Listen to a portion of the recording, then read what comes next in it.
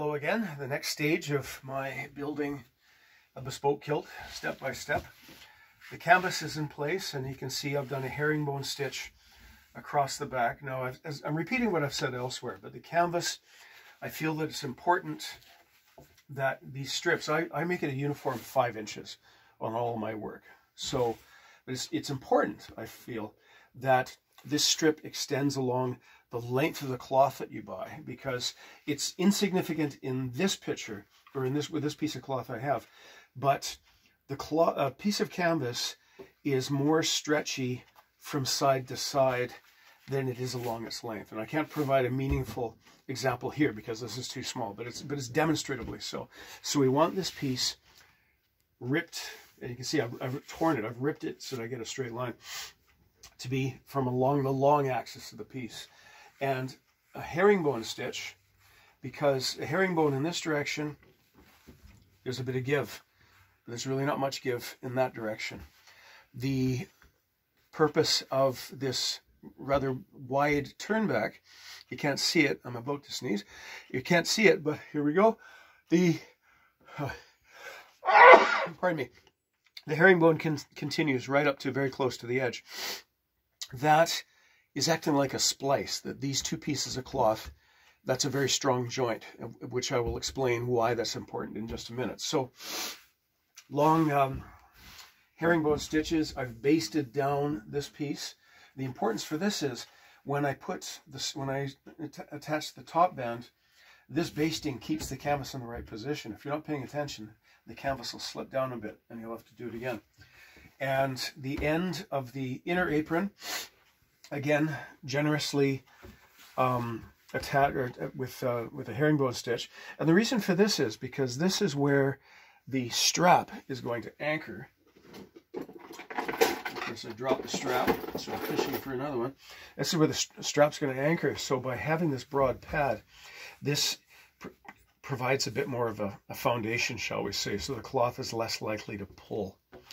Now, moving back to the other end, I'm just going to take a second and make this a bit neat, rolling it up. I don't like it laying on the floor, even though my floor is clean. So my next stage, I'm setting the canvas for the outer apron.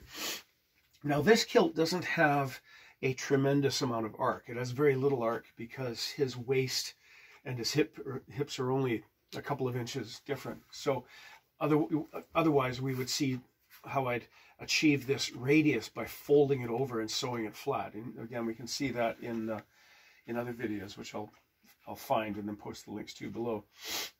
So there's our buttonhole. My actual strap is dropped on the floor, so I'll just use the scrap instead. I take the piece of canvas, in this case, because it's just about straight, I don't have to change this angle at all.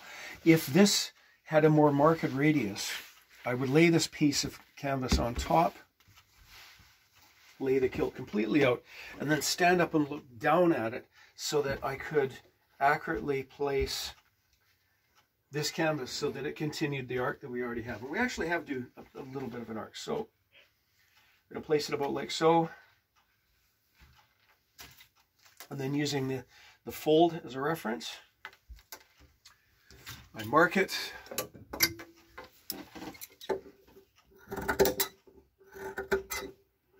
going to get these scissors, these shears sharpened. I mark it, and now I set it. I pull the cloth back, and I butt it up hard against the seam. In fact, it's a little bit past the seam.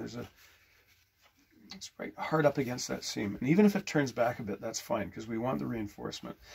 You'll see in other kilts where they've taken a very narrow piece of canvas to do that, because this edge lip, as it were, of the buttonhole needs a little extra reinforcement. Well, we're accomplishing two things at once there. So there it is, fully in. Now I'm going to pin it with a couple of pins. Now I'm going to flip over, and I've already used my gauge to show where the edge of the pleat is. And that pin shows me now where the line where I cannot sew past. So I'm going to I'm going to mark that in place so that now, and I'm not going to do this in real time, from here, I'm going to sew a herringbone back and forth. I'm not going to sew in this piece right here because our lining, remember our lining has to tuck here. So I've marked down about 1/2 inch or so.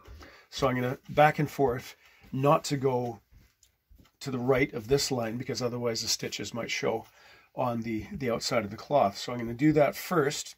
And then having done that, I'm then going to sew this down. And let's find the edge of that buttonhole. There. I work it down the other way because we want the buttonhole to be wider than the strap. If it's too narrower, if it's too close to the width of the strap, we will get erosion of the cloth and eventually it's going to fray and look terrible. So we have a bit of wiggle room there.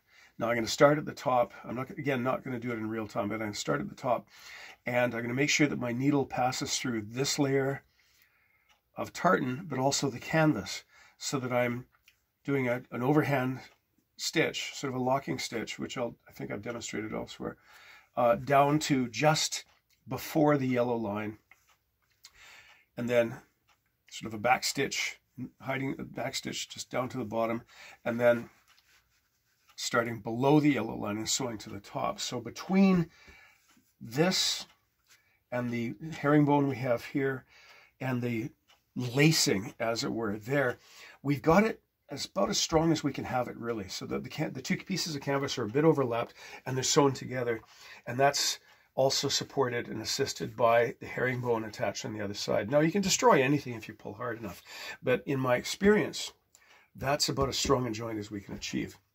So thank you. I'm going to carry on and do that, and then after that we'll shape the outside apron. Thank you.